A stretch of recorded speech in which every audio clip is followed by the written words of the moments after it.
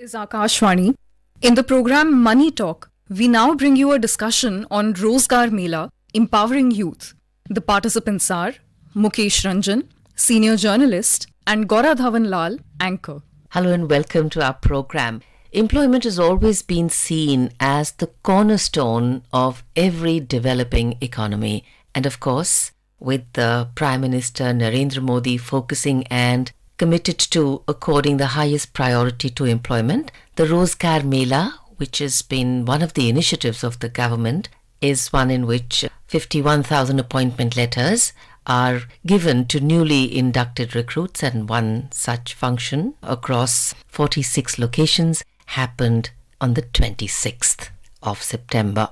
We are delighted to have with us Mukesh Ranjan, senior journalist, and we'll be talking about Rozgar Mela empowering youth. What it takes to get a young population on board, what does it take to empower a young population, what are the different avenues, and of course the Rozgar Mela. So please join me in welcoming Mukesh Ranjan. Mukesh, welcome to the program. Thank you and hello to our listeners. So wanting to understand from you, Mukesh, that when we talk of young people, what do you think are some of the aspirations that young people have today? India is one of the youngest in terms of population. So now when India's population is young and we have a majority population who are youth, so India happens to be a country which is very aspirational in a sense that given the leadership we have under Prime Minister Narendra Modi, he is guiding and steering the country to a greater height where his focus has always been on the youth. So during this Amrit Kal, there is a target and we aspire to make India a developed nation by say 2047. So if we aspire to become a developed nation by 2047, youth is integral to our journey to reach to that level. So youth is in the focus of the entire governance of the present government, and since we have a huge youth population, if we cater them well, address their issues and take them on board, nothing can stop India becoming a developed nation by 2047. So when we talk of the Rozgar Mela as a step towards empowering young people, do tell us a little bit about this. Rozgar Mela proves to be kind of catalyst to the whole effort of the present government to create employment in the country. So this was the 9th Rozgar Mela which was held today, and Prime Minister, obviously in every Rozgar Mela, Prime Minister took the lead and addressed those who got their appointment letters. It was 22 October 2022 and we gave 75,000 appointment letters at that point in time, and since then we have been giving 71,000, then again 71,000, 70,000 and so on. So approximately 5,51,000 appointment letters have been given. Interestingly, here I would like to mention one fact that never ever before, when a new recruit joined the government, he had any kind of a direct link with the top leadership of government of the day. So this gives a kind of opportunity to new recruit to have an inspirational talk by the top leadership of the government, which is obviously the Prime Minister himself has taken a lot of interest in it. So this Rozgar Mela instills a kind of a character to a new recruit and instills a sense of service. As Prime Minister today has rightly said that most of you are getting into government service in a period which is very important and critical in the history of independent India. So this criticality is that once today you are recruited, you will be there in the service, say 30-35 years, out of which 25 years going to be your prime. So during that prime period, your effort will serve the nation to become a developed nation by 2047. So these Rozgar Melas are semantically, if we say it on its face value, it is an event, but it is not only an event. This gives an opportunity to new recruits to have a sense of belongingness, sense of responsibility, and that too coming from the Prime Minister. It is overwhelming for any new recruit to join government. And I think that this gives an opportunity to inspire them to give their more than 100% commitment towards public service. Mukesh, wanting to now understand from you, so when we talk of the Prime Minister's commitment to accord the highest priority to employment generation, so whether it is startups, skilling India, integrating higher education to employment and industry requirements, where are we positioned on all these? In this regard, I'll say that just 9 years before we had say 4-5,000 startups.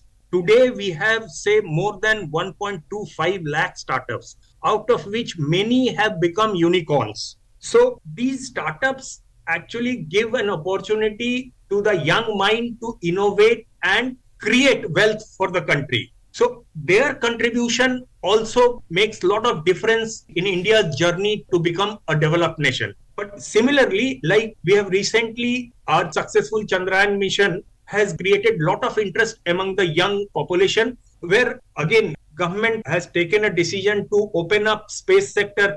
Even in space sector, we have now more than 100 startups working, and they are contributing in a big way. So in space sector, the startups in general also, there are a lot of startups which have become a kind of unicorns. Similarly, I'll tell you, there are 2-3 interesting initiatives taken by the government that has potential to create millions of jobs. Like recently, Government of India has launched the Vishwakarma Yojana. That Vishwakarma Yojana has created on the ground a kind of a ripple effect where we have a lot of artisans working in silos. They were working their traditional skills and conserving our traditions, and a lot of things were happening at individual level. With this Vishwakarma Yojana, we are basically empowering them by giving them loans, giving them training. So a lot of things are happening on that part also. Even Prime Minister in his speech also talked about Vishwakarma Yojana. Prime Minister talked about women's self-help groups and investment in infrastructure. So India has the highest investment in infrastructure today. Infrastructure investment is always on the ground, which creates a lot of employment. Because after agriculture, the highest employment is created when we invest on our infrastructure. Roads are being built in a big way. A lot of structures are being built, bridges are built.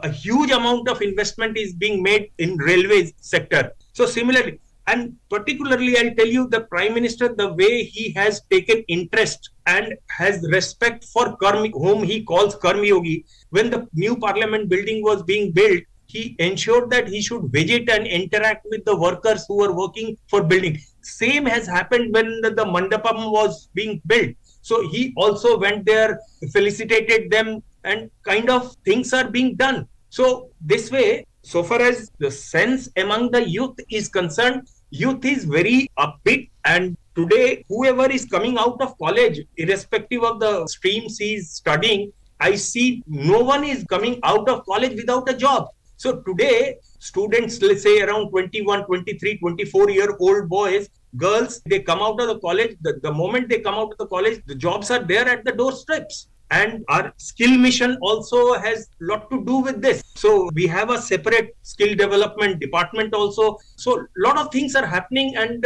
youth in India is upbeat about what the things which are happening around them. When we look at young people, Mr. Ranjan, we also know that, and you used a very nice term for them towards the beginning of the program, is aspirational. And when you finish schools and colleges, like you said, they're very keen to enter the job market, get an employment, start a life of their own with independence. We've also been hearing a lot of, and this is industry feedback to say that somewhere our higher education to make actual employment possibility for every graduate who passes out needs to integrate itself with what is happening in the real world, what is the real world requirement. Where are we in terms of reforming higher education? For this, you have to look to the new education policy. It's very interesting. The new education policy gives that opportunity to every student, a boy or a girl, who does his, say, +2 with, say, humanities. He can opt for, if he has some knack, later he realizes that he or she realizes that I can do better in maths or can do better in physics. So this new education policy gives them an opportunity to pursue of their choice. And then, interestingly, after, say, you are in graduation, you are, say, for 3 years graduation, second year you realize that I should earn and then come back and continue my education. So that way, the flexibility which is being provided by the new education policy in higher education sector also, that also gives a lot of opportunity and freedom, flexibility. Skills are there. The education modules are created, the subject modules are created in such a way that young mind, a young person who learns certain things is productive to the society. So that is the key. So if you teach somebody something which is not productive for the society, there is no point learning or teaching that subject or that kind of stream. But now with this new education policy, the young mind, youth of India has lot of opportunity with flexibility and choices. So when you give flexibility and choices, it gives them freedom to choose whatever they want to do, they can do. Opportunities are galore, opportunities are immense. They need to focus that what they need to do. Once a young person decides that I want to do this, there are a lot of opportunity. If he or she does that, acquires that skill, knowledge, then it's always there and the sky is the limit for them. How effective do you think is the online portal or any other online training? There is, of course, the online module, which is the Karma Yogi Prarambh. 680 e-learning modules are also there, and this is a wonderful initiative by the government. So flexibility, choice, freedom, and these are words you used, of course, very, very core to every young people. How effective are these e-learning modules in providing all these to young people? E-learning is a new way of learning where the interface or the physical contact between the instructor and the student. So the teacher-student contact is not physical. It is through online. Everybody knows about it. Now, this online education is very important when you want to improve and add on to your skill and knowledge. The conventional system of education is a classroom education where teacher-student relationship is there, hand-holding, personal contact, personal touch, special focus on a weak student, kind of things happen in a physical classroom. As far as the online education modules are concerned, these are also very good, particularly because this is an invention of the COVID era, where education continued despite having limitation to have physical contacts. That's fine. But in my view, this online education system is very good for upgrading your knowledge and skill. Now you talked about, I got Karma Yogi portal where there are more than 600 modules. Even Prime Minister today exhorted and asked the new recruits that they should ably use this portal to enhance their skills. You need to continuously upgrade your skills, upgrade your knowledge, because we are living in a fast changing world. Right. So here we now understand from, I think, and a lot of initiatives are happening, and our conversation with you, Mr. Mukesh Ranjan, has been enlightening indeed to understand that every young person looking for opportunities, possibilities, and of course hope. And Rozgar is definitely empowering. And I think the Melas are just one form of delivery of how employment is delivered. It's a celebration. So here's hoping that many more celebrations for many more people in the youngest country in the world. Mr. Mukesh Ranjan, thank you for joining us on the program today. Thanks a lot. You were listening to a discussion on Rozgar Mela, Empowering Youth. The participants were Mukesh Ranjan, Senior Journalist, and Gaura Dhawan Lal, Anchor. This program was produced and presented by the News Services Division of Akashvani. You can listen to it on our mobile app, News on AIR. This program is also available on our YouTube channel, News on AIR Official. You may share your feedback about this program through email at airnsttalks@gmail.com or WhatsApp on 9289 094044.